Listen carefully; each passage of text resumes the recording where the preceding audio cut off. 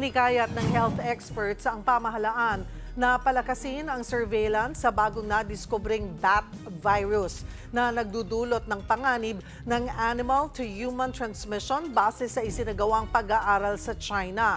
May pagkakahalintulad daw ang virus na ito sa virus na responsable sa COVID-19. Kaugnay niyan, magkakasama natin si Dr. Maricar Limpin, ang past president ng Philippine College of Physicians. Magandang tanghali po sa inyo, Dr. Limpin. Yes, magandang tanghali, Cheryl, and magandang tanghali sa mga nanonood natin.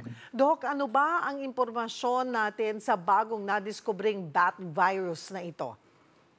Yes, itong virus na ito, kung tawagin nga yung HKU5-CoV2, no? So yun yung pangalan ng virus. Nadiskubre ito sa isang paniki. At ang nakita nila dito, yung abilidad na makapasok, maka-infect sa tao ay very similar doon sa way of entry ng COVID-19 na virus. So, gano'n yung ano natin, ano, yun yung mga so far na natutuklasan. Pero ang sinasabi din doon sa mga pag-aaral, yung ability na makapasok at mag-cause ng infection sa tao, hindi pa rin siya katulad ng abilidad ng COVID-19 virus na maka-infect ng tao. So Okay. much lower yung yung infectivity nito. So kung may pagkakahalintulad po ito sa virus na responsable, Doc, sa COVID-19, ay may banta rin po ba na posibleng magdulot ito ng pandemya? Well, puwede 'no, puwede pero, as of now, hindi namin i-advise na matakot o mag-cause ng alarm 'no, para sa mga kababayan natin, pati na rin doon sa Department of Health 'no. Kasi, so far yung risk ay hindi kasing laki ng risk na nakita natin sa COVID-19. But, parehas lang din ng COVID-19 ano, initially hindi rin natin nakita yung gano'ng kalaking risk, pero nakita naman natin kung ano ang nangyari. So, ang pinakaimportante lang, I do believe ay ang ating gobyerno, yung surveillance system natin, siguraduhin nating malakas na ito at maa-identify kaagad natin just in the event na makapasok ito at mag-cause ng infection. Linawin lamang po natin, Doktora, na posible pala yung animal to human transmission ng nasabing bat virus pero wala pa naman pong human cases nito. Wala pa namang human cases 'no, but possible.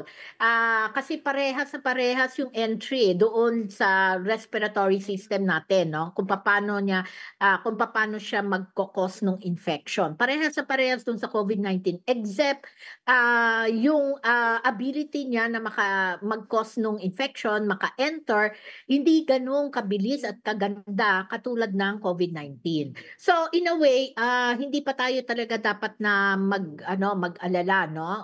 Mahirap din na, masyadong pinampangunahan natin 'no, yung virus na ito kasi, kailangan siguraduhin muna natin we do not want to cause an alarm na mag-panic ang mga tao. Dumarami po yung mga Pinoy na nag-aalaga ng paniki, Dok. Dapat ba nating itong ikabahala?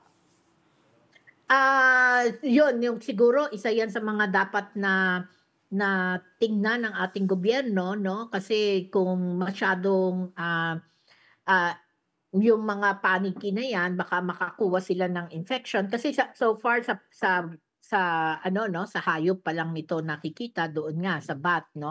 But, we do not know kung maisasalin nila ito sa tao. So hopefully sana yung kung may mga alaga kayo na paniki siguraduhin ho ninyo or any pets for that matter 'no, maski yung iba minsan nag-aalaga ng monkey, eh, alam din natin puwedeng, ang tagadala ng infection ay yung mga hayop na yan. Siguraduhin lang ho nating naalagaan natin ng mabuti at napapatingnan din ho natin doon sa mga vet med 'no, yung mga, alaga po natin. Gaano po kahalaga na maagapan natin itong bat virus, Dr. Limpin? Ano yung mga dapat gawin ng ating pamahalaan ngayon pa lamang?